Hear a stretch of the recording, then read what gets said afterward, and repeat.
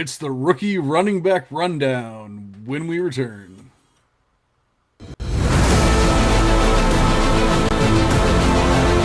Welcome to the Devy Devotional Podcast, a show devoted to college prospect evaluation with a fantasy football focus. With your hosts, John Arrington, Aaron Wilcox, and Andy Starr. This podcast brings you actionable strategies and player-driven analysis for your Devy, C2C, and Dynasty leagues. Let's dive in.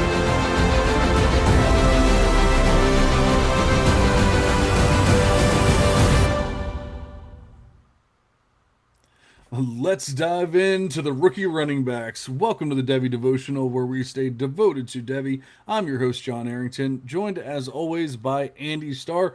Unfortunately, not joined by our good friend Aaron Wilcox tonight. We're definitely taking turns at this point. And I don't know, maybe you guys love it, maybe you hate it, but it's what we have to put up with for the time being. These guys are sitting there and they're like 85 inches of snow, and sometimes their internet works, sometimes it doesn't. Who knows? But meanwhile, I'm sitting here in flip flops and a tan and loving life. But yeah, tonight we're going to be doing a deep dive into the rookie running back class. A lot has been said about the class. A lot of people have said how it's one of the worst running back classes they've seen in quite some time. Other people are pumping the brakes, saying no, 2024 was worse, or there were worse years besides this one, and things like that. We're getting a lot of hype for certain players getting pushed up to RB2 in the class. A lot of question marks about who is the RB2 in the class. We are going to answer that for you tonight, and we're going to go over why maybe your favorite RB2 is not the RB2 in the class. We'll cover all that and more, but first we got to check in with Andy. How are you doing tonight, buddy? I'm doing great. Fresh off of my week off, which I was down in your neck of the woods in Florida. Yeah, part of the problem of being up north here is we need to give these kids like 18 different breaks throughout the year. I don't know why, but all that means is I end up going on vacation, and I think Aaron's dealing with a similar, albeit different problem in that he is also dealing with his new child. So the joys of being a parent, it gets into the way of some of this stuff some of the time, but no big deal. We're still here. We're still on every week. So we're just going to talk about this running back class. And the only thing I have to say, in addition to what you already said, is that I can't recollect 2024, but I have a hard time believing that it was anywhere near as bad as what we're dealing with this year. Because I've been doing Devy now for 6 years, I want to say, and this is far worse than anything I can ever remember. I think a lot of it has to do with Jonathan Brooks getting hurt. If Jonathan Brooks goes on to be a stud like we kind of expected him to do, then maybe people think of 2024 slightly differently. But unfortunately, the top three running backs, at least for me, all got hurt. You have Jonathan Brooks, Marshawn Lloyd, Trey Benson. They've all been hurt constantly. I mean, well, Jonathan Brooks just re-injured his ACL. Marshawn Lloyd cannot stay on the field at all. He's had like literally every injury you could possibly have. As exciting as he is as a player, at this point, it's really hard to trust him. It's getting to the point of like a Kendre Miller. Okay, well, trust me, or, fool me once, fool me twice, fool me 34 times, now it's on me. But then, I mean, beyond that, like, you're talking about Blake Corum, Braylon Allen, Jalen Wright, Audric Estime, Isaac Rindo, Ray Davis, Bucky Irving. Obviously, Irving is the big one that, we'll say counts, but Kamani Vidal, is definitely somewhat of a hit. Tyrone Tracy, kind of, it's was Achan 2023 or was he 24? Yeah, he was 23. Okay. Well, so Bucky Irving would have been hands down the RB2 in this class. Like, it wouldn't have even been close. And he was like, what, the RB? I mean, for me, he was a top 5 running back in that class. But for consensus, he was like a third round pick that year. Oh yeah, But he was probably like consensus wise, he was probably like RB 15 or 13 at the highest or something like that. Um, I ended up having at RB 9 when it was all said and done, and it was mostly just it.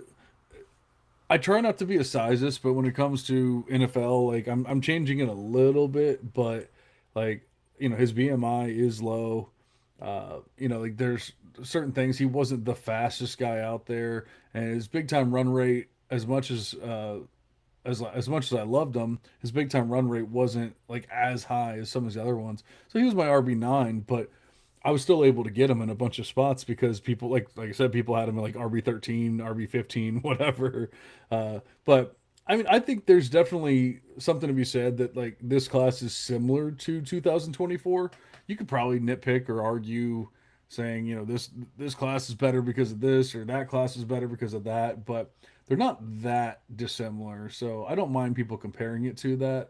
The problem is that because it's not the greatest class, there's really not that much depth.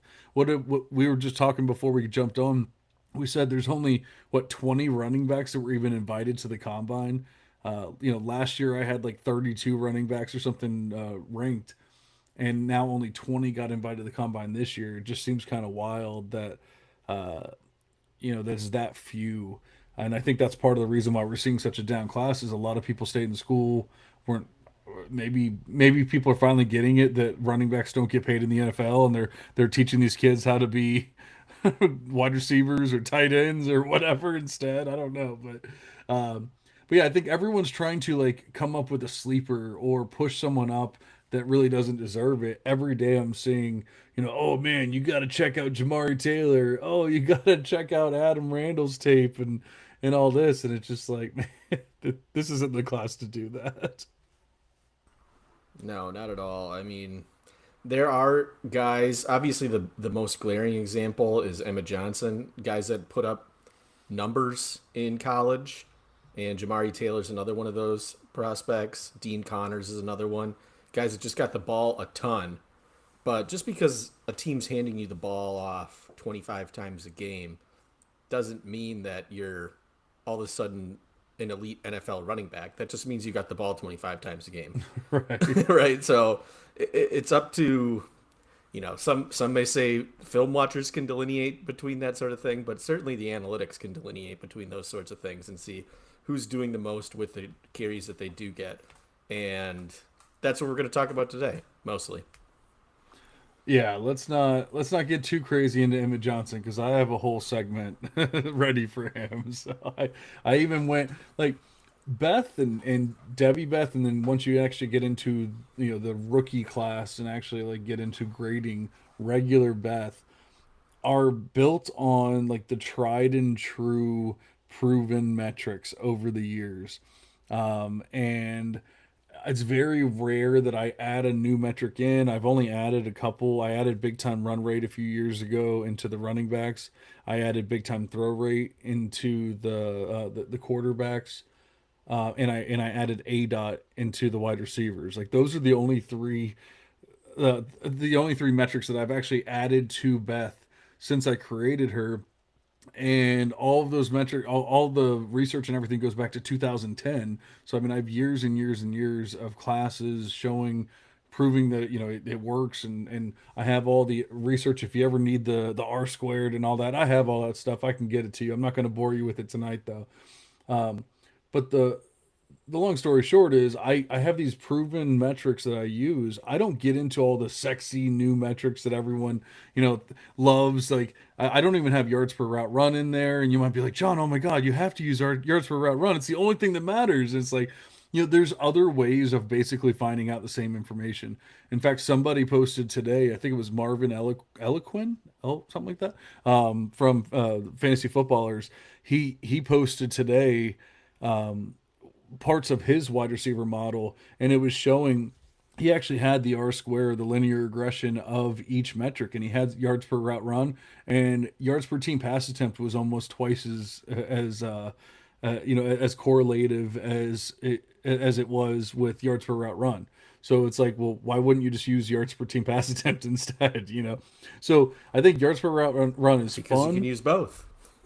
You can use You both. can use both, but and then once again, it's not even to hate on any particular metric or anything like that. It's not even to say that you can't prove anything or disprove anything with the newer metrics that people are finding. I just find that I have a proven process. I have no reason to change it. The point of the story is I just because I wanted to add in some like newer metrics for tonight's show because I'm trying to find a reason to like Emmett Johnson.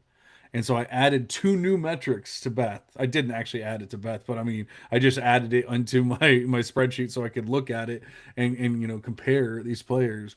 And we'll see how Emmett Johnson stands out in those two new metrics that I've never used in Beth, but I think they do a even better job of explaining the type of player he is and all that kind of stuff than maybe some of the boring metrics or the regular metrics that I use. So we'll get into all that, but obviously we got to start out with Jeremiah Love, the RB1. I mean, I know people are probably bored of it at this point, but it doesn't matter. We're still going to go over it. Because we're also probably going to be the ones that are saying, "Hey, we do really like Jeremiah Love, but let's not act like he's generational or anything like that either." At the same time, Yeah, I really like him. I believe we were talking about it earlier in our little group chat with Aaron. How it was who was it, like Lance Zierlein comped him to Bijan, or not? He comped him to Jameer Gibbs, and we kind of laughed at that. Mainly, my biggest issue with that comp is, that he says that their play styles are similar, and I just don't think that they're similar at all. Um, Gibbs is, he's obviously 20 pounds lighter, so he's going to be winning in different ways than Jeremiah Love is. And I kind of said, like, if you're gonna do a shoot the moon comp, he's more of like, a bargain brand Bijan Robinson, in that he is that dual threat type of running back. But he's certainly not at that same level. He didn't have, the immediate production as a true freshman. He got stuck behind guys like Audric Estime and whoever else was there his freshman year, and he only finished that season, with about 400 yards. Let's not say it was nothing, but certainly, he was not like the bell cow or the featured back on that team. But if you're gonna just take it as his career as a whole, like you can't find too many holes in it, right?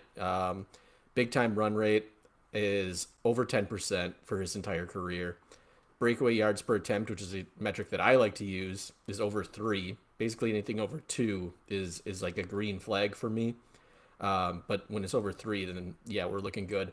And then yards per route run, which I know you don't like, but for anything over 1 for a running back means, pretty efficient wide receiver. He's at 1.6, which is really quite good for any running back prospect. Like, that shows that he's catching the ball at a high rate when he's on the field on passing downs. So, not a lot of holes. If you want to say Jeremiah Love is the 101, I don't think I'm gonna be mad at you or anyone else on this show is going to be really angry about that, because he's clearly the best running back, and there's a cliff at the running back position after that.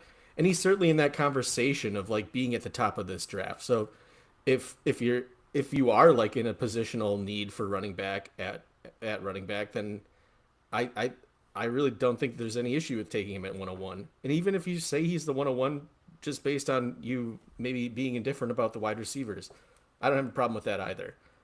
Because when it's all said and done, I think he's one of the safest prospects in this draft.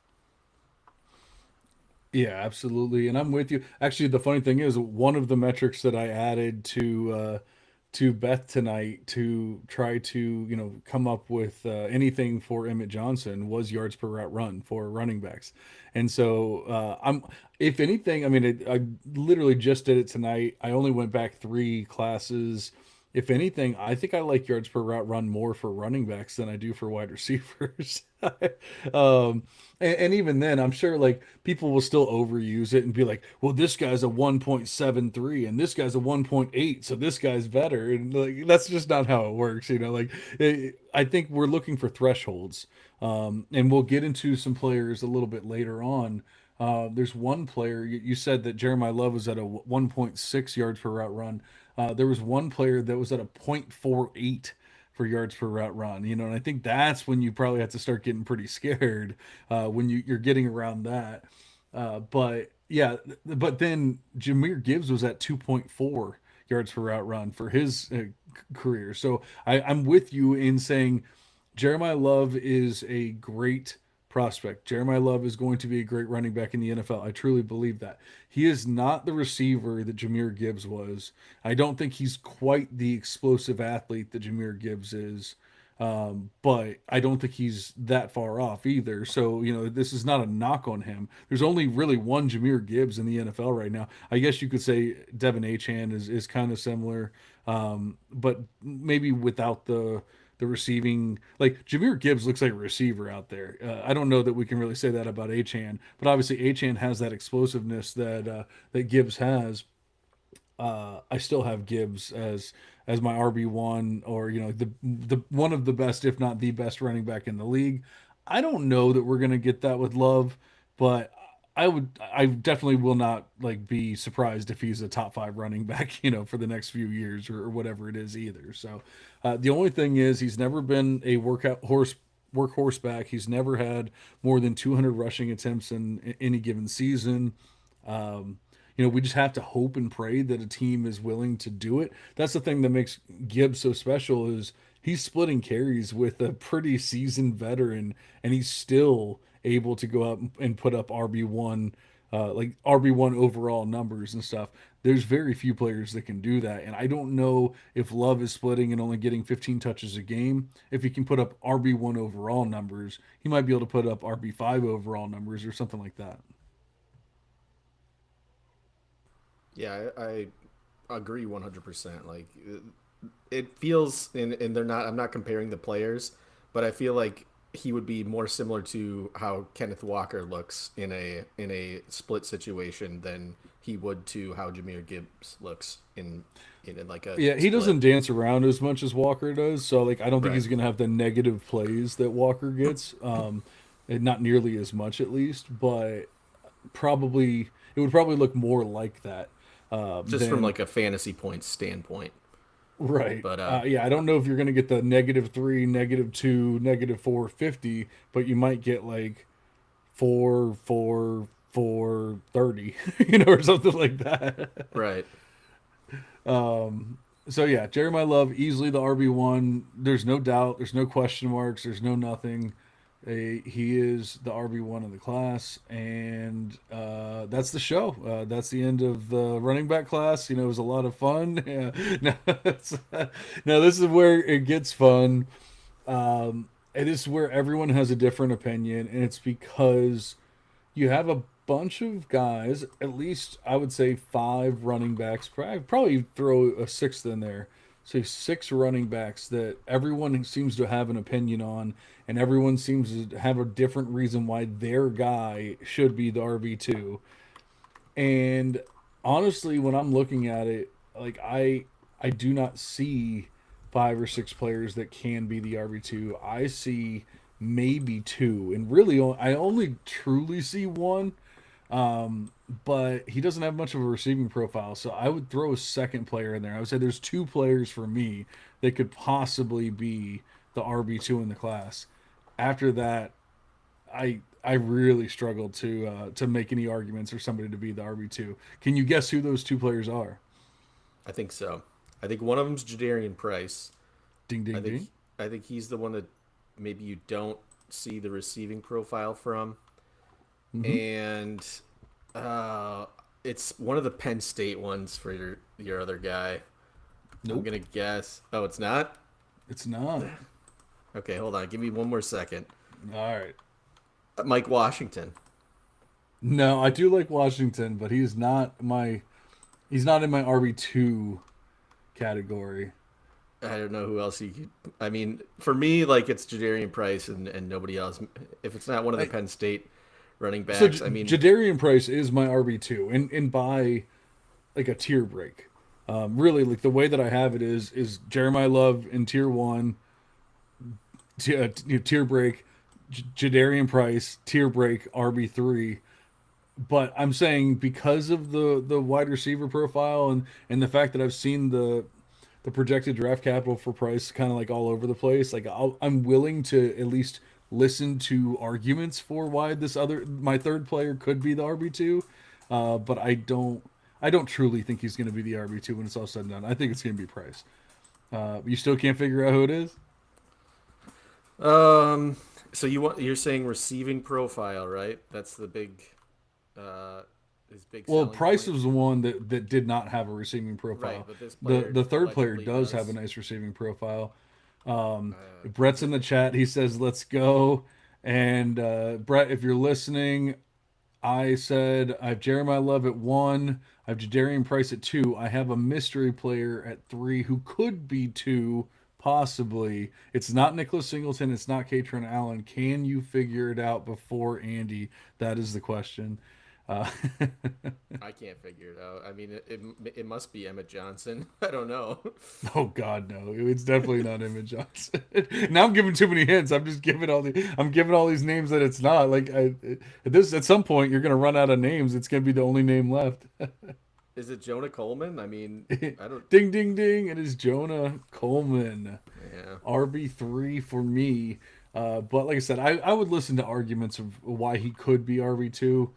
I think it's going to be Price, but yeah, I'll listen to arguments for it. We were talking about the yards per route run and all that. Jadarian Price was actually at 1.23 for his final season. You might have the whole his whole career numbers for some of these guys, or no, I'm sorry for these guys. I just put their final season. Jonah Coleman was actually at 1.73, so he was closer to Jeremiah Love as far as like the receiving and everything. But honestly, 1.23 for Jadarian Price, he doesn't have that much of a receiving profile, but at least it shows that the yard or the routes that he was running, he was getting targeted, he was getting yards when he was doing it. So that's a little, that brings a little bit of hope into his receiving game. Yeah. His career is like point 0.8, but a lot of that has to deal with his sophomore, or I guess it would be redshirt sophomore season. Mm-hmm. And for whatever reason, that was the year he ran the most receiving snaps in his career, and he only had 4 catches. Oh So wow. it's kind of an anomaly, because his redshirt freshman year he only ran 34 receiving snaps and had 5 catches. Last year he ran 71 snaps, had 6 catches. That second year he played, he ran 96 receiving snaps and only had 4 catches. So that like really sets him back. But the other 2 seasons were fine. But yeah, at the end of the day, like it just doesn't seem like he was like the receiving back. That Right. was Jeremiah Love's position and role. So I don't really know what to do with that information. I don't want to say he can't be a receiver in the NFL. It just seems like that wasn't what he was meant to do in that particular backfield. No, and the way that I grade him, like I said, I'm not using yards per route run in my actual grading or anything. So I I just look at how many receptions do you have. Obviously, he did not have that many, and in fact, he had the worst in the class, besides Kanye Udo, who had zero point 0.1 receptions per game. Jadarian Price had zero point 0.5, and so that that just kills him, and yet he's still my RB2. So I guess that that shows you how much I like the class or dislike the class, but also it shows you his prowess as a runner. And sometimes, of course, we want these guys to be receiving backs. We want them. We know how much more a target is worth than a rush and all that kind of stuff. But sometimes when you're just that good at running, you can still be a quality running back in the NFL and still score a bunch of touchdowns and things like that. Obviously, no one's ever going to be Derrick Henry, but we know he doesn't have that much of a receiving profile either, and yet he still made a pretty damn good living in the NFL. Yeah, I almost think the fact that he wasn't being used in the passing game kind of speaks more to how impressive he was as a running back, because you would think any good defensive coordinator would say, like, okay, if you see Jadarian Price on the field, there's a 60 to 65% chance that they're going to be Right. throwing the ball, or they're going to be running the ball. Running the ball, yeah. And even when that was the case, he was still able to be very successful against defenses with, I would assume, most good defensive coordinators would have figured that out. Yeah, and that's a good point. I've never really gotten into looking at stack boxes and things like that in college for college purposes, but I wonder if he hit more stacked boxes than even Jeremiah Love because of that reason. Like they know chances are he's probably not going out. He only had the 6 receptions last year. Chances are he's probably not going out on that many routes or catching that many balls, even if he does. But yeah, so I have Jadarian Price there. Jonah Coleman. The big thing for me is like he's a huge running back, which obviously I tend to fall in love with the bigger running backs, but at some point you also have to be able to break tackles, big runs, and things like that. And unfortunately, people want to make excuses about injuries and things like that, but I mean the truth of the matter is, as soon as he hit any kind of competition this year, was a different player. If you want to blame that on an injury, go ahead. The way that everything works out, or looks at least on paper, I don't see it being like a true injury that like actually affected him. I see the team went up against some really crappy competition, and then they went up against some decent competition, and as soon as that happened, he was hitting like 2.5 yards per carry and stuff like that. The big time run rate went to hardly anything. The big time runs went to hardly anything. We said the receiving profile is definitely there. 1.73 yards per route run this year. 2.6 receptions per game this year. Obviously, the BMI is there. The PPR points per touch are there. The scrim yards are there. That's why he's my RB3 in the class. He's projected to get pretty solid NFL draft capital as well. Probably looking about like mid third round, something around there. So that's why I have him here as my RB3, and that's why I would also be willing to listen to arguments about him being the RB2 in the class. But I do have concerns about his overall athleticism, and how much it's going to translate to the NFL as well. Yeah, Jonah Coleman, he's kind of a disappointment for me because I liked him so much when he was at Arizona. He had really a one of the better sophomore seasons out of any running back in this class for sure. And then at Arizona, it just never really got, or at Washington, it never really got put together. Maybe it's because the Big Ten step up in competition. You're dealing with better players, better defenses, and you can't make excuses at that point because there's other guys in that conference who are being successful, and Jonah Coleman's is not one of them.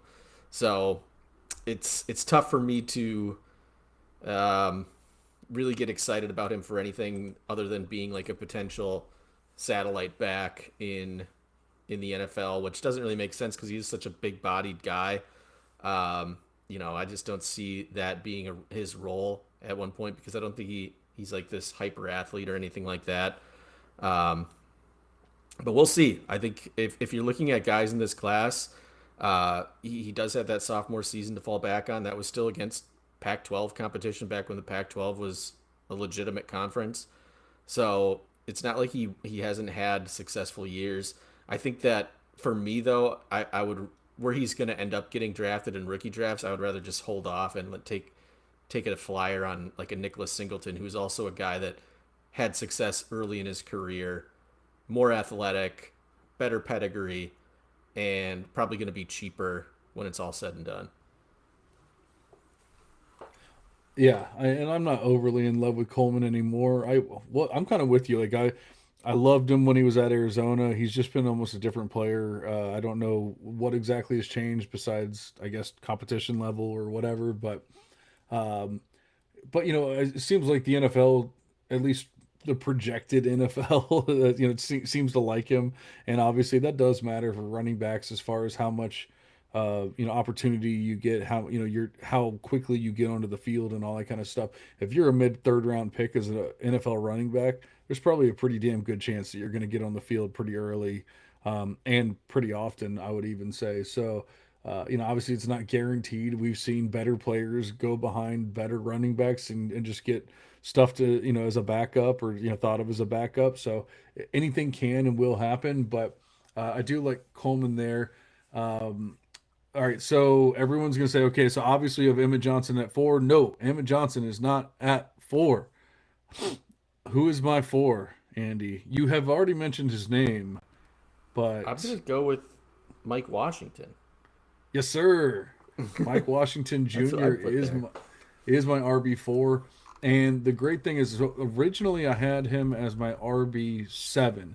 And I think that'll show you how close my RB4 and my RB7 are. But what has happened is, and that was about a month ago. What has happened is since then, Mike Washington has probably jumped up about 50 spots in projected draft capital.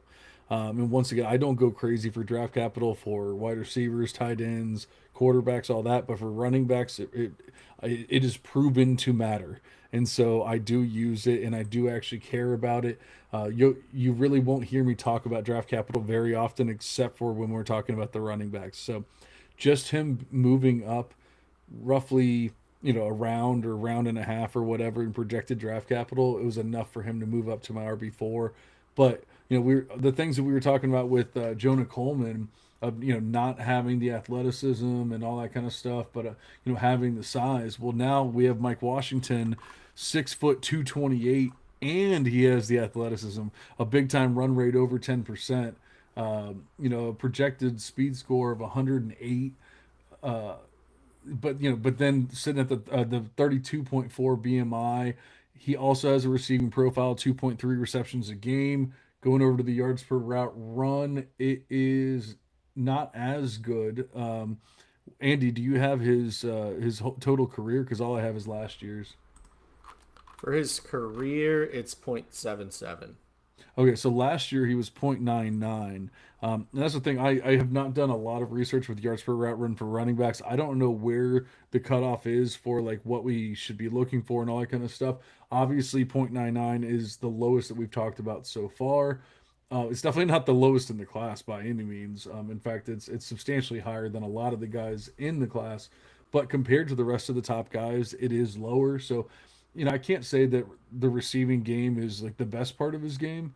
But man, he's just a solid running back once again, and he has size. He has things that teams are going to covet. Where we were saying Jeremiah Love might not be able to be a 3 down back because of his size, and they might split and everything. A team might just be like, dude, Mike Washington, just go run, man. Yeah. Well, I can tell you for me, yards per route run for running backs, one is always this. I wouldn't say it is kind of like the cutoff of like being a good receiving back for me. So he's right there. And then I would say point 0.8. If you're above point 0.8, then it's not like a red flag for me. It's like I can draft somebody over a point 0.8, and be confident that they have that at least in their skill set to be utilized as a receiver in the NFL. But where he's at, yeah, I've got no issues with it.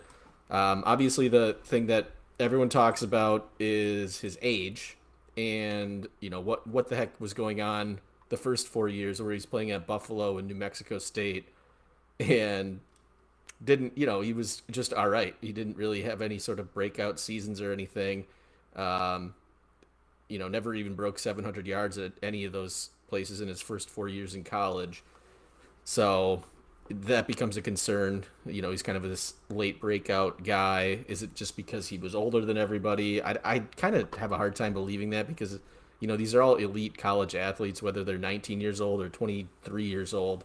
I think there's probably some benefit to being an older player, but I don't think it's like, such a deviation that somebody can just all of a sudden have a 10% big time run rate in the SEC out of nowhere. So I don't want to write him off because of his age or anything like that. I think at the end of the day, this is kind of like the RJ Harvey of the class for me. Kind of like an older guy who hit all my metrics and, just it's whatever. Yeah, I think he'll end up probably drafted on day 2 somewhere, and just based on what we've been hearing, and he'll probably get a shot to have a sizable role. So I'm with you here. I might actually have him above Jonah Coleman, just based on last season alone. But I totally get it that Jonah Coleman, broke out earlier and probably the better receiver of the two. But I think that just goes to show you how unexcited I am on these running backs after Jeremiah Love. Really, I mean, Jadarian Price is locked in at RB2, but it's not like an exciting RB2 for me. Yeah, I mean, I think we joke, and we obviously it is. It's not the most spectacular class, but I think we have to assume that some of these running backs are going to end up in RB2 spots and things where they could see the field. Even some of these running backs that we don't love, could end up in a spot where they could possibly see playing time at some point. And like there's a lot. Obviously, this is a huge free agency class for running backs, but we've already seen the Jets basically saying like, "Hey, Brees Hall's our guy. Like he's not going anywhere." So people thought that Brees Hall was going to be a chief or whatever it might be. Well, maybe now one of these running backs is going to be a chief instead. And so, as much as we might not love these guys, I think we do have to talk about them, and we do have to consider them, as a possibility, even if it's only for a season or two, a la like an Isaiah Pacheco or something like that, where like, yeah, they might not be in the Hall of Fame when it's all said and done, but they might get you to a Super Bowl, in your fantasy league just by drafting them at the right time. But yeah, so now everyone's like, all right, so now you have Emmett Johnson, right? No, I do not have Emmett Johnson yet. So, all right, Wow. who's my number 5? You already mentioned his name, Andy. I'm gonna say, based on history and pedigree, it's Nick Singleton. Ding, ding, ding! It is Nicholas Singleton. Although I will say, I mean, he's obviously not going to run at the combine. My whole thing has always been with Nick Singleton is he's not that great of a running back, but he's going to go to the combine and just absolutely destroy it, and then teams are going to fall in love with them. Now he's still projected as of today to be drafted in like the early 4th round, but if he doesn't go out and do anything at the combine, which I don't think he can, and he has a broken foot, so if he doesn't go out and do anything at the combine, are these teams going to fall out of love and be like, look, dude, you just really did not do enough at Penn State as much as we ever wanted you to be, a solid starter. You really weren't that. Um, Even as like you talk about how athletic he is, and everyone says, oh my God, he's so athletic, but he had he had a 6.8% big time run rate over the past 2 seasons. Like that is not some like crazy athlete, electric athlete that just is breaking big runs off all the time. I do believe that he is a good athlete, but I just think the vision's not there. A la like a Donovan Edwards or somebody from the past, where it's like, yeah, you might be like, actually there's another guy in this draft class, Damon Claiborne. That's kind of the same thing. Like Damon Claiborne actually does have like he has proven track speed and all that kind of stuff, and yet he has a 5.75% big time run rate. Like, how are you that fast and yet you cannot break off a big run? It actually kind of blows my mind. But I'm kind of the same thing with Nick Singleton. He actually did kind of get a receiving profile, which he basically never had, but he kind of got a receiving profile here in his last couple seasons. So that obviously helps with that. His yards per route run for this past season was 1.52. So like I said, we always had question marks like, can he be a receiver? And now I think those questions are being answered to an extent. Um, but I still think he made the worst possible decision by staying in school that extra year. I don't know what he was thinking. Yeah, I'm thinking Penn State paid him quite a lot of money. I think they thought they were really going to win a national championship, and it just obviously didn't go that way. Nick Singleton is like one of the strangest like prospects and stat sheets you'll ever look at. His freshman season, elite. 1,000 yards, over 10% big time run rate. No, not much of a receiver. Next year, he obviously is hurt a little bit. Drops down to 750 yards rushing. Big time run rate drops down to like around 50%. But then he starts to catch the ball a little bit more. He gets 26 receptions, yards per route run goes up over 1.5. And then junior year, again, back up to 1,100 yards, back up to over a 10% big time run rate. Uh, Receiving profiles staying there. He had 41 catches. And then in senior year, drops down again. He had the worst season of his career, 547 yards. Had like a 2.5% big time run rate. But then, like you said, the receiving profile kind of stuck around there. He had the second lowest reception total of his career, 24 receptions, but he was still like efficient with it. So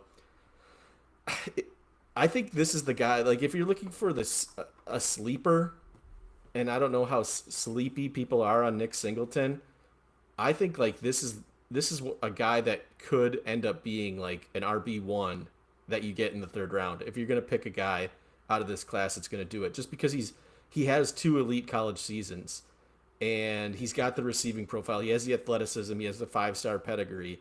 If you're gonna put your money on one horse as like a late, either in this class it'll probably end up being a second round pick if we're being honest, but somebody that's gonna really be the best ROI, I think Nick Singleton could end up being that person, because he does have all those tools, and he has the data in previous seasons to back it up. And if you're just going on like the up down theory, he's gonna bounce back next year. Like next year is one of his elite seasons, and then he's gonna go back down to sucking again. But next year he'll be great. That's very fair. Jeff's in the chat. He says, "Sub, what's up, man? We will get to your favorite running back a little bit later because he is down just a bit in the ranks. We'll have to talk about why that's your favorite running back another time." But yeah, so that was Nicholas Singleton. All right, are we finally to Emmett Johnson? Yes, we are finally to Emmett Johnson. I have him as my RB6 in the class. And I mean, yes, there is a tier of 4 players there. So I mean, if you really want to nitpick or whatever, okay, you could say he's the RB4. Um, but man, I really think that he's right there at 7. And the thing is, it doesn't matter which metric you look at. And Jeff gave me a side eye. We'll get to your favorite player here in a little bit. Don't worry, buddy. All right, but all kidding aside, with Emmett Johnson, I just tell me when there's something that looks good beyond a volume metric. The only metric I have that actually looks good for him comparatively with the class is the scrimmage yards per game. And it's 90.2, which is the highest of any of the players that we've talked about so far, besides Mike Washington, who was at 107.7. Emmett Johnson was at 90.2. Jeremiah Love was at 88.5. Now, that sounds great, except for, like Andy was talking about before, if you're getting the ball 25 times compared to, Jeremiah Love getting the ball 15 times a game, and you're beating him by 2 yards a game, is that a good thing? No, that's, at least not in my eyes, that is not a good thing. The scrimmage yards per attempt are the lowest out of any of the players that we've talked about. The PPR points per touch are by far the lowest that we've talked about. Jeremiah Love's at 1.2, Jadarian Price 1.1, Jonah Coleman 1.0, Nick Singleton 1.1, Emmett Johnson 0.9. I know that might not sound like huge differences, but when you're talking about something that little, when you're talking about the differences being that little, it's actually a huge difference of 1.2 PPR points per touch versus zero point 0.9. And think about it over the course of a game. You touch the ball 20 times, you're gaining 0.3 points more per touch. That's a huge difference by the end of the game. So, yeah, all that said, the BMI, Emmett Johnson's at 28.9, the smallest out of any of the players that we've talked about so far. Weight adjusted speed score, which is obviously a projection right now, so I won't even go crazy with it, but he's projected to be by far the slowest of any of these players, especially when you adjust for weight. And the big time run rate, he's the only player in this class. No, there's. I'm sorry. Until we get to my RBs 21 through 24, he's the only player in this class under a 6% big time run rate. And in fact, I went back a few years and I looked, and he's only one of uh, like three players that were even anywhere in consideration for being a solid running back, rookie running back that were under a 6% big time run rate over the past few years. One of those was um, Kyle Monangai, which for some reason everyone seems to love. I don't know why. Like he was really bad this past year, besides like one game. But I think when it's all said and done, people will understand that that's not he's not really going to be a thing. And I don't remember the other player, but it was not anyone that we're concerned about anymore. Even if he did have. Oh, it was Zach Moss. It was Zach Moss was under 6%. Um, those are the only two players over the past few years that were under 6% big time run rate that have done anything. And obviously, those were not what you would consider the RB2 in any particular class. And then I get over to, I said, maybe my stats that I normally throw out, PPR points per touch, big time run rate, things like that, that's just not sexy enough for you. So let's get into the yards per route run. The yards per route run is fine, but it is lower than everyone else that we've talked about besides Mike Washington. We get into the other stat that I added today, and it was just to see like what are you doing after your offensive line has done their job, because Nebraska had the 17th best rated O line according to PFF. I don't rank O lines, they do. I'm not saying it's the end all, but hey, 17th sounds pretty damn good. I would say that Nebraska's O line was pretty good. So I said, let's look at what the players do after contact. And so I looked at yards per contact after they're touched, and it was actually like it was crazy. Emmett Johnson and Nick Singleton were the only two players under 3 yards per attempt after contact over the past 4 years of anyone even being considered as a top 10 running back in a class. In fact, there were no running backs under 3 yards for any other top 10 running backs, and I think Nicholas Singleton's this year was more of an outlier. Although I'm not trying to cape up for Nick Singleton, I don't even care that much about him as a running back, but he had other years where he was above that metric. Or above that level. Emmett Johnson has been right around that 3 yard mark the entire time. Jeremiah Love 4.5, Jadarian Price 3.92, Jonah Coleman 3.58, Mike Washington 3.86, and then you get 2.69 for Nick Singleton and 2.95 for Emmett Johnson.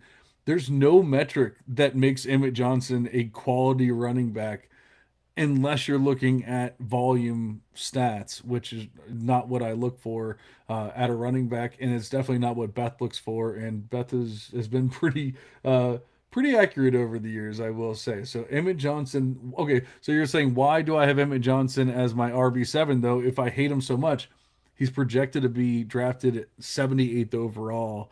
And once again, draft capital does matter for these running backs. So when you're talking about like a mid third round pick, it's really hard to drop him down too much further because he probably will see some kind of opportunity at some point. Yeah, I don't have a ton to add. I will just say, people are stumping for his receiving prowess.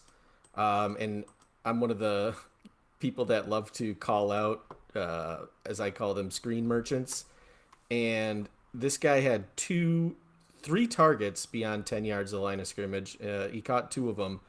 The rest of his 54 targets, his A dot on those targets was zero. So that's 51 targets where the average depth of those targets was at the line of scrimmage. About half of them were behind the line of scrimmage, and the other half were, let's say 3 to 5 yards from the line of scrimmage. So this is a guy that, he catches the ball a lot, but he's catching it in either some sort of schemed up, screenplay or, some sort of swinging, outside of the backfield type play. where he's not expected to be guarded at all. So if you're looking at him being like, oh, he had 46 catches last year. That's Jameer Gibbs had similar numbers like that. Those are not the same type of receivers. Like Gibbs is lining up in the slot. He's lining up out wide. He's going up against cornerbacks and safeties. Emmett Johnson's catching, screen passes next to D linemen, and those are his targets. So it's not the same thing. And yeah, you already talked about the big time run rate and everything like that. Like if the thing that I don't understand is like if you're just looking at his 1,400 yards rushing or whatever he had, why are we not so excited about like Katron Allen in the same way, who actually has had like some decent seasons with big time run rate. I get that he's not anywhere near the receiver that Emmett Johnson was, but I don't think anything would be holding him back from being that type of receiver. He just, that's just not what Penn State did with him. Like I said, Emmett Johnson, he's just catching these short passes behind the line of scrimmage where he's probably not even being guarded by anybody. I would like to think most football players could do that. So if you're asking me, I think I'm still putting Katron Allen ahead. I know this actually. I'm putting Katron Allen ahead of Emmett Johnson. Draft capital be damned, I guess, because I think he's just a better player. I don't think he's a great player, but he's a better running back. So if that's the case, like he's gonna end up winning an opportunity, and which is equally as likely as Emmett Johnson just losing whatever opportunity he's afforded with his draft capital. Yeah, and I don't have Katron that much farther behind Emmett Johnson, so but you're talking about like a 2 round difference as far as projected draft capital. So I mean, I do definitely account for that. At least with Katron, you can make the argument of like, hey, what if he wasn't splitting time with Nick Singleton this entire time? Like what his entire career, college career. You can at least make those arguments. I don't think Katron Allen has the athleticism that we're overly looking for, but Emmett Johnson definitely doesn't have it. Like you said, maybe you can question and say, okay, maybe if Katron got more touches or whatever, maybe we would have seen more athleticism. Maybe he'll surprise us at the combine. I don't know, but I'm with you. Like I have a very set system, and I'm set in my ways of how I do things, and so the draft capital does matter for the running back. So I do have Emmett Johnson ahead, but I'm kind of with you. Like in my mind, I still have Katron ahead. So he's not that far behind. But then the only thing I will say about Katron is for yards per route run, and you might have his career numbers, but yards per route run for this past season was 0.48. And that is probably, like I said, I don't have a lot of history using yards per route run for running backs, but I would think 0.48, which is definitely the lowest of the low that we've talked about tonight, is probably not very good. Yeah, he would be 0.74 for his career. His best season was the freshman year, which at that point it kind of seemed like, okay, Nick Singleton's going to be, the Thunder, big running play guy, and Katron Allen will be the change of pace receiving back, which obviously was not the case after that season. But he did have another 0.86 yards per route run season last year, and he always gets, his lowest reception total for any season is 14. So he is catching the ball, just not at, he's not getting 40 opportunities a year like Emmett Johnson was. Yeah. Well, we'll have to see what happens with the two of them. I'm hoping that he does go out and at least look okay at the combine, because if he goes out and runs just like a 4.65 or something, teams are gonna just say, nah, dude, that ain't it, and then he's probably gonna fall substantially in Beth and for probably most people at that point. But that's basically my cutoff for where I would say like our draftable running backs in this year's class, like that players that I would even think about in the first 2 rounds, and most of them I would say in the second round, not in the first 2 rounds, but that I would even consider in the second round. Any player that I mention after this, I feel like we have to be in the third or later before I even would consider drafting them. But obviously, we have to draft, especially like I don't know about you, but a lot of my a lot of my leagues are pretty deep, and we roll 5 round rookie drafts. So I mean, like, even in this class, we're still gonna have to draft 5 rounds of rookies. So we have to be able to draft more running backs than just those players. But historically speaking, that's probably the cutoff of like who we can expect to actually be pretty solid or like have a chance to be solid in the NFL. Anyone else, I would say, is going to be just hoping and praying.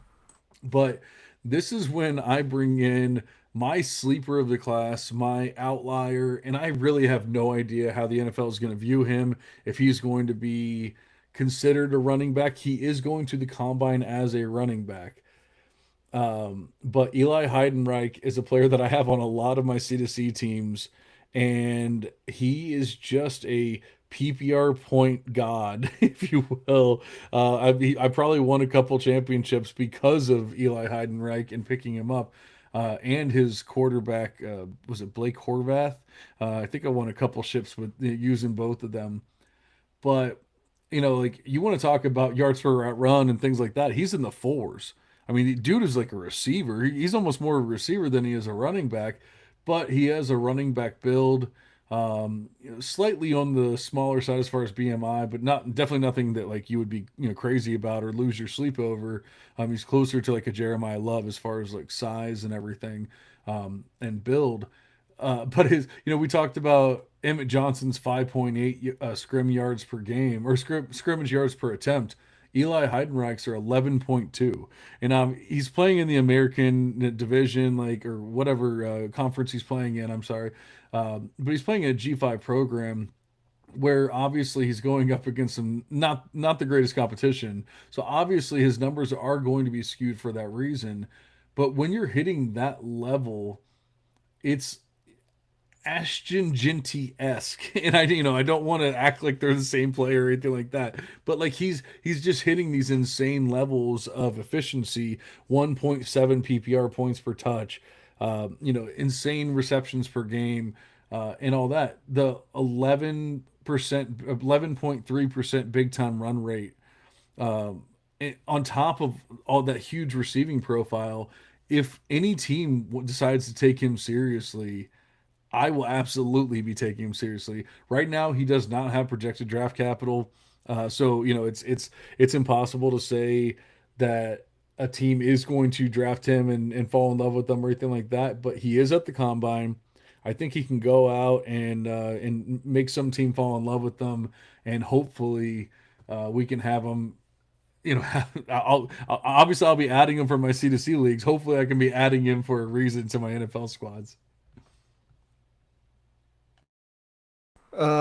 Yeah, the thing with any Navy or Army player is they are in this triple option, single wing offense, and it's kind of just all out schemed for the run, and it's an anomaly. I don't think it's something that my stat sheets and analytics are built for, because when you've got the right players in that system, then your running success rate goes way up.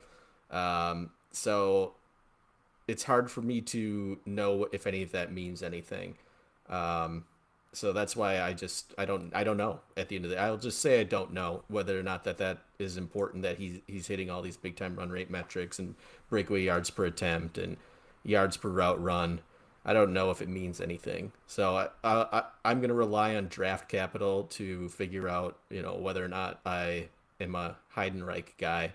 But my sleeper, I kind of want to mention, just because this guy was mentioned as a combine snub, and it is Jamal Haynes from Georgia Tech. And I don't think he's anybody that like somebody that anyone's really talking about as a running back in this class, but he's another guy that had a really bad year last year, and I think a lot of that has to do with the guy because he lost touches to an FCS player that I talked about last offseason that I really liked, Malachi Hausley, who actually did have a really good season for Georgia Tech last year. But Haynes in his first 2 years was spectacular. He had over 1,000 yards in 2023, 940 yards in 2024. Big time run rate, always over 10% for both of those seasons. Um, 20 catches in 23, 28 catches in 2024, 0.95 yards per route run for his career. Um, Biggest problem, he's 5'9", 190 pounds. Uh, might even be smaller than that. But with what we're seeing, with the success of the 195-pound running backs, maybe you can push the envelope a little bit lower, even still. I'm not saying Haynes is the guy that's going to do that, but he's a guy that has like we were talking about earlier with Singleton and Jonah Coleman. Like they've got historically good seasons. I think Haynes is really the only other P4 program player that you can say has had like successful seasons at that level. So, and like I said, I don't think anyone's really mentioned him. I know he's not going to the combine. He wasn't at any sort of like senior bowl that I know of. He might have been at like a Shrine Bowl or maybe like the Hula Bowl or something. I don't know I think what he was Haynes. at the Shrine Bowl. I think he was. Okay, okay, so he's a good player at one point in his career, and then he just kind of got beat out by a better player last year. Um, Yeah. but that doesn't necessarily mean that he's terrible. And I think Haynes is a guy that probably it does get drafted, and it's just a matter of whether or not he can parlay that into any sort of opportunity, which I'm skeptical on. I don't think that it's a high likelihood, but he's certainly somebody that I'm going to be paying attention to. Yeah, I can't say that in a normal year I would even be talking about these next four players. Um, but I guess because, or I guess I'll mention five just because of the class and the ambiguity of what all's going down with running backs, backfields and or teams running back backfields and everything. Uh, I have a list of five, and that's where I'm like cutting it off. I cannot talk about a single person after that or care about a single person after that. So if you have your favorite sleeper running back and I haven't mentioned him after this, at least go double check some numbers or something like that, and just make sure that there's a reason why he's your sleeper. Jeff says, outside of Love, every running back in this class is a landing spot dependent project. Allen, Black, and Mike Washington have some runs that project well at the next level. I'm happy I sold all of my 26 picks. I sold quite a few 26 picks as well, but not all of them. And now I'm just maybe it's copium or hopium or whatever, but I'm like, oh, I think I can make this work. But I'm going to talk about Jeff's, who's in the chat here. I'm going to talk about his favorite running back now. Now that we get to my running back nine, Kalen Black. His favorite running back for some reason. So no, I believe he has him in like the top five, and I can't get behind that. But I will say there's some things to like about Black. 7.5% big time run rate, projected, decent projected speed score. He 29.9, almost a 30 BMI, decent receiving profile. Um, let's see. The only thing I will say is the yards per route run this year were 0.31. I don't know if Andy has Kalen Black's career numbers, but 0.31 for yards per route run for a running back is bad. In fact, it's the lowest of this class, of anyone I have in this class at least. Yeah, he was good as a receiver at James Madison, and then Yeah, he it's got to probably a little Indiana. easier to be good there. Right. Once he got to Indiana, I think Signetti was like, you know what, we're good. You don't have to catch out of the backfield anymore. We got other guys that can do that, or just throw to our wide receivers who are awesome. But for his career, it's actually 1.1. But that's because he had one season in 2022 of 2.59, 2021 1.96, and 2023 1.38. And also, if you're wondering, wait, did he just say 2021? That wasn't even his first season playing. 2020 was, and this guy's been around the block for a minute. So this is he had over 1,000 yards rushing this year. Um, in his first 5 years, he had about 1,600 yards rushing. So he almost doubled his career mark in year six. Yeah. Yeah, and that's why I mean I can't be overly excited about him. He is definitely older. He his numbers are fairly average across the board. But once again, if he gets in the right spot, he's the RB2 or RB3 and a couple guys go down, next thing you know, maybe, he's a starter for you or a starter for a team or whatever. And then there's another running back that I think is probably like the most well known or most mentioned running back that we have not talked about yet, and that's Robert Henry Jr. The only thing is, once again, you're talking about a guy who's been in college for a while, not hitting not hitting the best numbers across the board as far as like receptions and projected speed score and things like that. I think I have him for some reason. I have him in the Big Ten, but I'm like 99% sure that is not correct. He was No. a G5 running back, right? Yeah, UTSA, which Yeah, is yeah, Conference USA, I want to say. So that's probably gonna ding him quite a bit in the rankings. yeah. I don't know why I had him as as a Big Ten running back. That's the one thing that's even holding him up here. Honestly, after that, he just falls off the face of the planet. So, uh, I honestly like everything that I was gonna try and make a case for him, but yeah, I don't even think I can. Yeah, I mean, I guess the only thing you can say is like he was successful in Conference USA.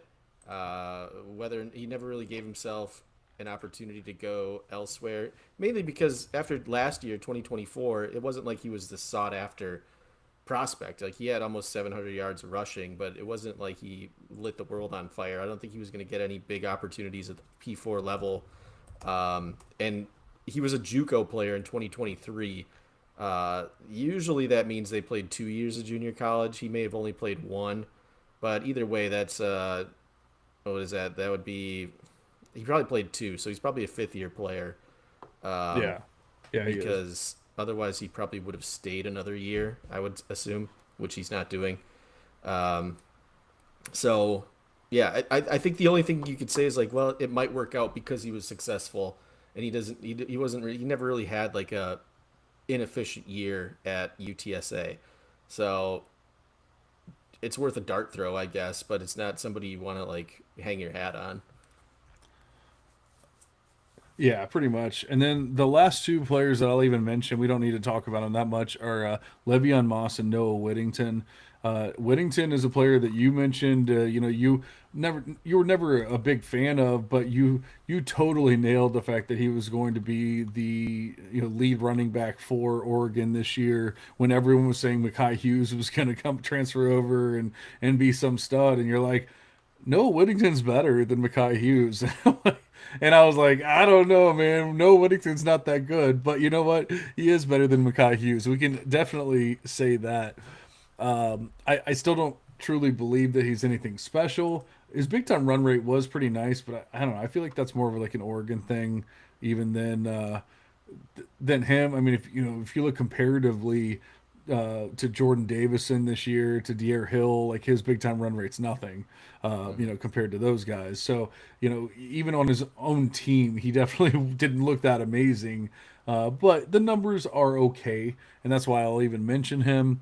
And then Le'Veon Moss is just a player who's never really gotten enough touches in college, but I think it's mostly been because of health. And so like I think there's some multiple big injuries there, maybe an ACL tear and a couple other like pretty major injuries. He's never played more than 9 games in a season, but he has shown some efficiency when he has played football. The problem is he doesn't play that much football. Yeah, I think if you want to hang your hat on anything, just look at what he did last year. Again, it was an abbreviated season for him, but around a 10% big time run rate. For his career, his breakaway yards per attempt are not what I want them to be, and he's not like an elite receiver. So it's kind of a disappointment because I really thought like he got healthier last year, and I thought, okay, he's going to put together a full season this year, and maybe he'll be somebody we can draft. But unfortunately, that didn't happen. He missed like half this year, and he was able to come back for the bowl game, or no, it was week 16. It was like the last game of the season against Miami, and he had 7 carries for 15 yards. So Ooh. he's certainly not somebody that I'm gonna be like very excited about. I don't think NFL teams are showing that they're super excited about it either. But like I said, he did have one good season, efficiency wise, if you want to go back to that. But I'm just probably out on him.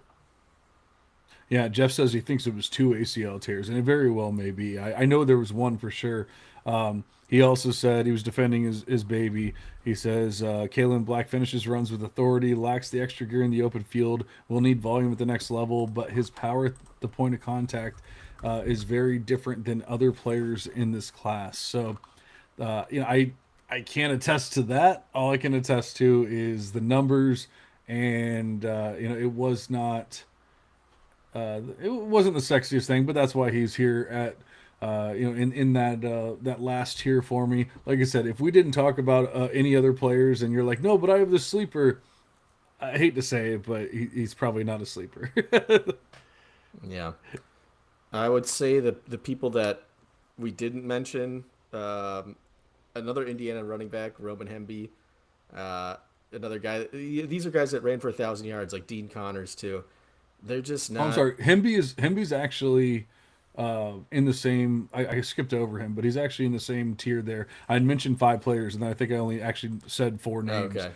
So Hemby is in the same thing, and then I cut off after Whittington. I don't have anybody else after that. Yeah. Hemby's kind of the same thing where like he had one good season at Maryland, and then same thing as Emmett Johnson or Dean Connors, who we didn't mention. You might see 1,000 yard season and say, "Oh, this guy, he ran for 1,000 yards on a national championship football team." It wasn't a good 1,000 yards, unfortunately. Mm.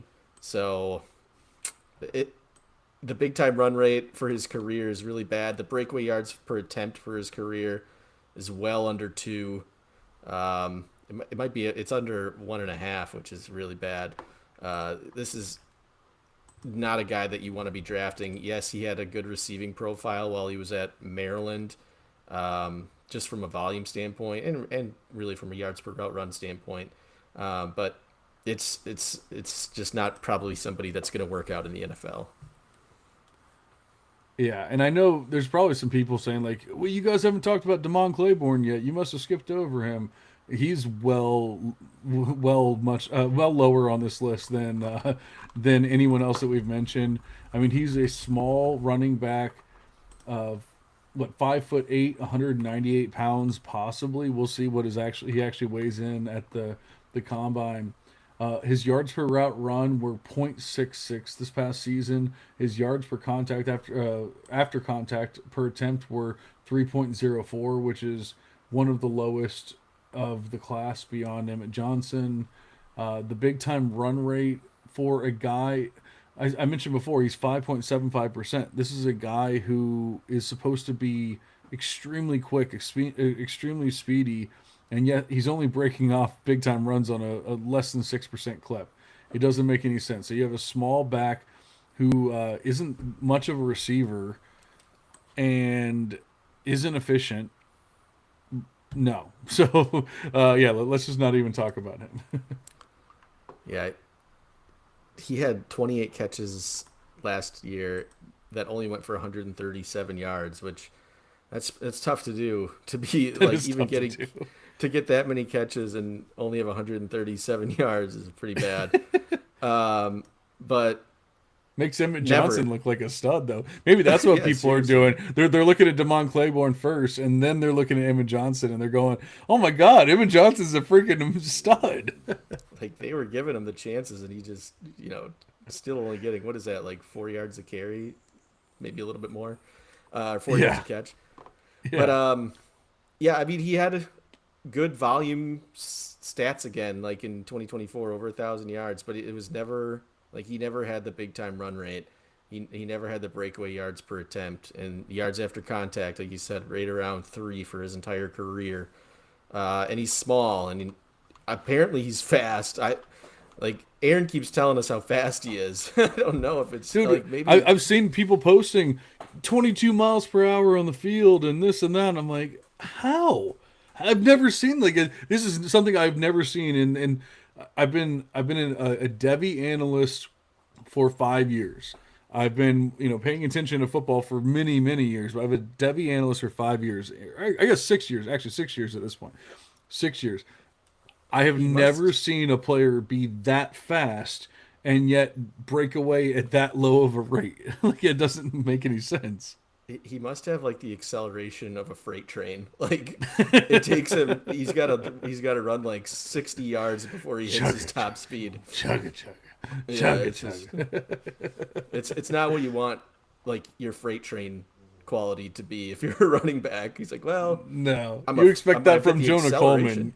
Yeah, You expect that from Jonah Coleman. You don't expect that from Damon Claiborne and his 198-pound self. But right. we are well over time, and we didn't even play guess the guy or anything. We just got into these running backs. But hey, we're trying to get you as much information as we possibly can. Hopefully, this was a solid covering of the running back class.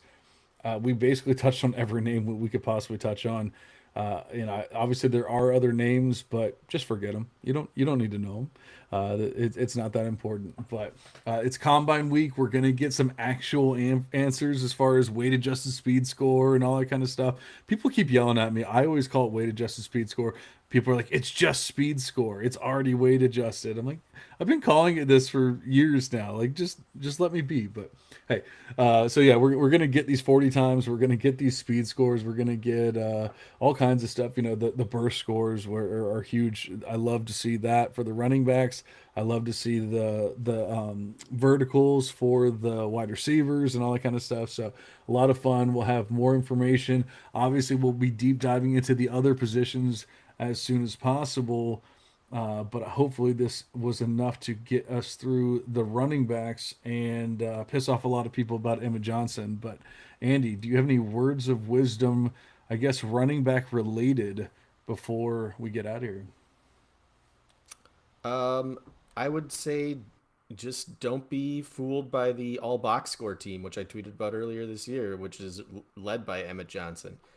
The box score doesn't tell you the player. Like that's the main takeaway from any running back episode, but certainly this one.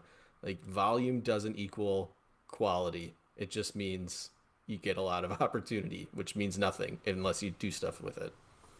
Yeah, and the funny thing is that like the film grinders that hate us analytics nerds would be like, oh, they're box score grinding, but we're literally the ones telling you don't do that. Or do Right. not do not box score grind either. You got to dive deep. You can't just look at the volume metrics. In fact, most of the times you're actually hurting yourself by looking at the volume metrics. That was one of the first things that I learned when building Beth was for wide receivers, you want to look for that kind of stuff. You want to look for production. You want to look for volume. You want to look for a lot of things like that. Running backs, it's the complete opposite. You're actually hurting yourself by looking at who ran the most, who had the most touchdowns, who had the most yards, who had the most whatever.